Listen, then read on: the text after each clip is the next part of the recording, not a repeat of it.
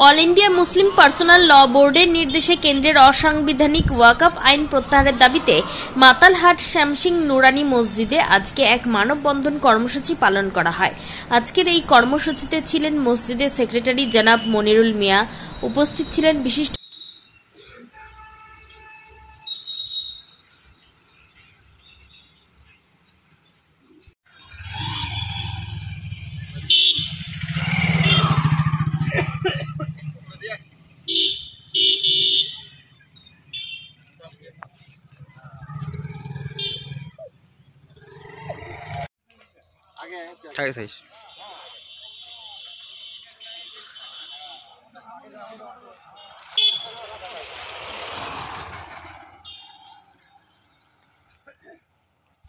কেন্দ্রের সাম্প্রদায়িক বিজেপি সরকার